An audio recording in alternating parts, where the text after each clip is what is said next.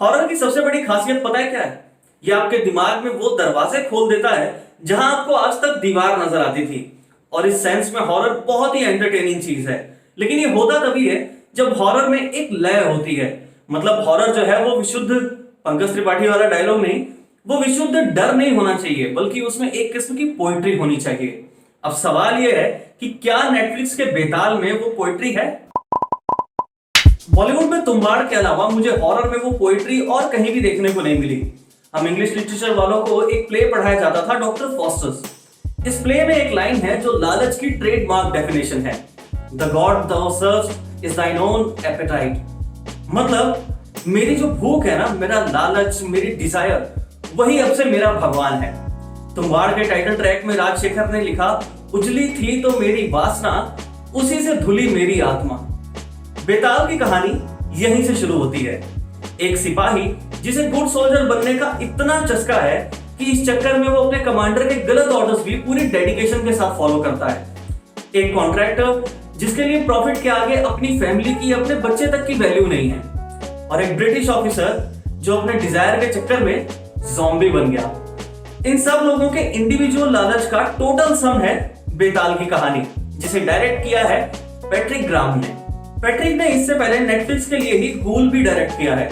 गूल का मीनिंग आप सही से समझेंगे तो कुछ ऐसा ही निकलेगा जैसे अनडेड मॉन्स्टर, यानी कि जैसे ज़ॉम्बी। अब यहां तक सारी सेटिंग सही थी, लेकिन पैट्रिक ने जो गड़बड़ की वो की सब प्लॉट्स में। स्क्रीन पर कोई भी स्टोरी उतनी ही जबरदस्त होती है जितने जबरदस्त उसके सब प्लॉट्स होते हैं, और यहाँ पर बेताल थोड़ी सी ढीली पड़ जाती है। सब प्लॉट्स को जैसे सही तरीके से डेवलप नहीं होने दिया, उन्हें जल्दी में निपटा दिया।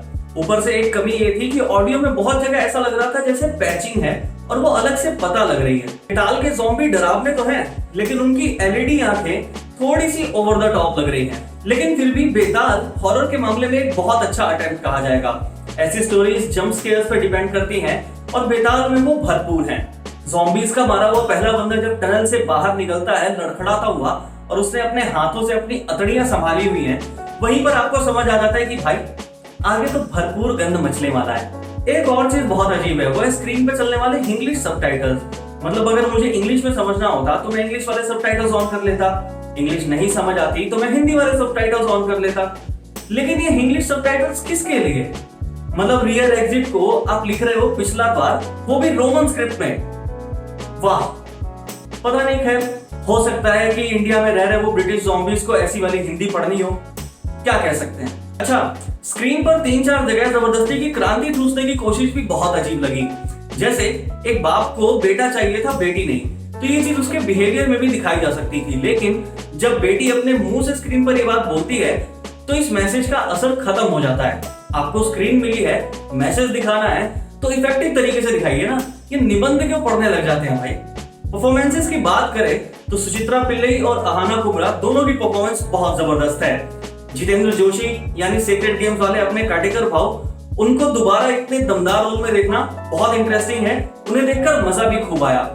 लेकिन सीरीज के लीड विनीत कुमार सिंह की बात करें तो इस बार विनीत थोड़े से ठंडे से लगे। अपने रिएक्शंस में विनीत बहुत रिपीटेटिव होते जा रहे हैं, लेकिन फिर भी विनीत इतने भी ढीले नहीं है कि आप उनके चक्कर में बेताल ना देख सकें। He manages to hold his spot। कुल मिलाकर कहूं तो बेताल हॉरर के मामले में काफी अच्छा अटेम्प्ट है। विजुअल्स उतने भयानक हैं जितने भयानक होने चाहिए थे। स्टोरी में थोड़े बहुत ढीले मूवमेंट्स हैं, लेकिन फिर भी बेताल हॉरर क्रिएट करने में पूरी तरह सक्सेसफुल है। मेरी तरफ से बेताल को 3 स्टार्स।